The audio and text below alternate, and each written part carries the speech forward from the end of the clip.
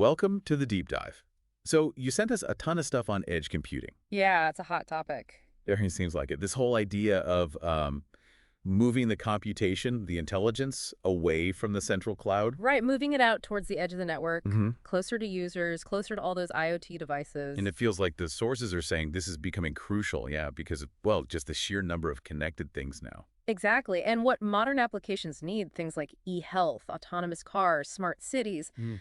they demand really low latency, high bandwidth, stuff the traditional clouds struggle with sometimes. Okay, so our mission for this deep dive is to get a real handle on what edge computing is, fundamentally, and maybe touch on the key tech making it happen. Sounds good. Let's cut through the jargon. So, defining it. Yeah, It's about processing data locally, caching it nearby.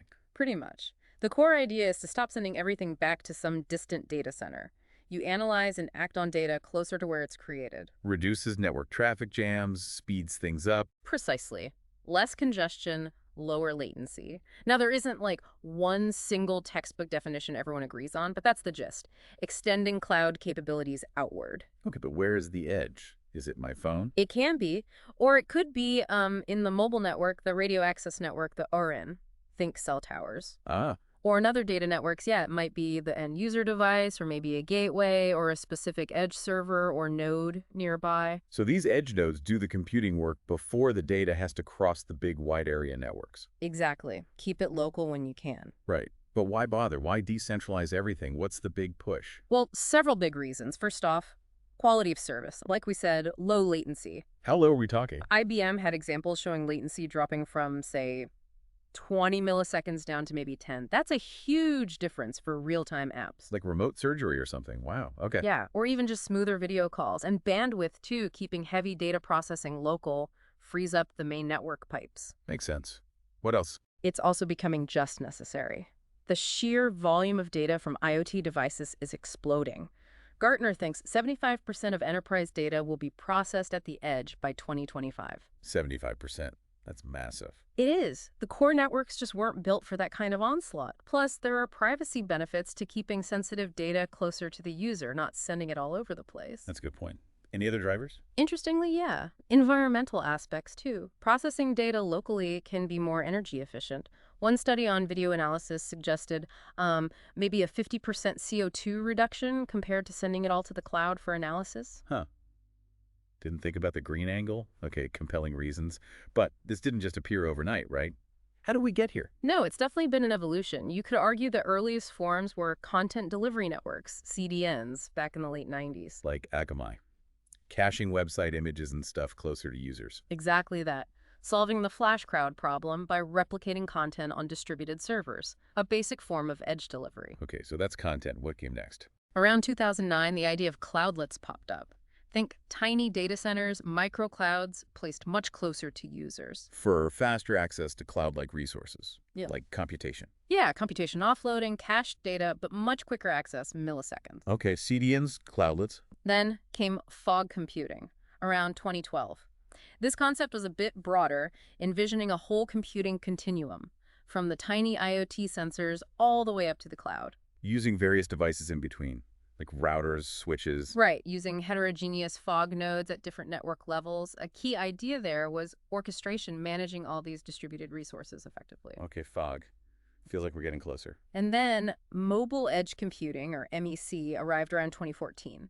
Initially focused on bringing IT and cloud services inside the radio access network, right near mobile users. So leveraging the mobile infrastructure itself. Yep. It later got rebranded to multi-access edge computing to include non-cellular access like Wi-Fi and fixed networks too. Any cool examples of that early MEC stuff? Yeah, Nokia and China Mobile did a successful test streaming high-def video at a car race using MEC nodes as sort of small cell clouds, showed the potential for high bandwidth, low latency mobile apps. Think it. So all these layers, CDNs, cloudlets, fog, MEC, they all kind of pave the way. What are the absolute key enablers making edge computing really take off now? I'd say three big ones stand out. First is edge intelligence, or edge AI. Putting AI models directly onto the edge devices. Exactly. But these devices are often small, low power, so you need special techniques to make the AI models fit. How do they do that? Shrink the AI. Kind of. Techniques like pruning, removing less important connections in the neural network, sparsification, simplifying the numbers, quantization, using fewer bits to represent values, and knowledge distillation, training a smaller model to mimic a big, complex one. Clever tricks to make AI run lean. Okay, edge AI is one. What's number two? 5G. And all the technologies within 5G. It's really fundamental. More than just faster speeds. Oh, yeah. Things like massive MIMO lets cell towers handle way more connections simultaneously, much more efficiently. Intelligent reflecting surfaces, or IRS, can actively improve the signal paths, especially for offloading data. IRS, like Yeah. smart mirrors for radio waves. Sort of, yeah. And there's optimized power saving for IoT devices like discontinuous reception, DRX, crucial for battery life. And I've heard about network slicing. Yes, super important. It lets operators create virtual, dedicated network slices on the same physical infrastructure, each tailored for specific needs.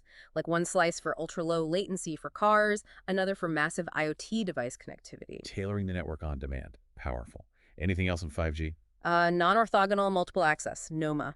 It allows multiple devices to transmit data simultaneously on the same frequency resource, more efficient use of spectrum. Okay, 5G is clearly a massive piece. What's the third key enabler? Containerization, think Docker. Ah, lightweight software packages. Easier than virtual machines. Much lighter, more portable, perfect for deploying and moving applications quickly across lots of distributed edge nodes.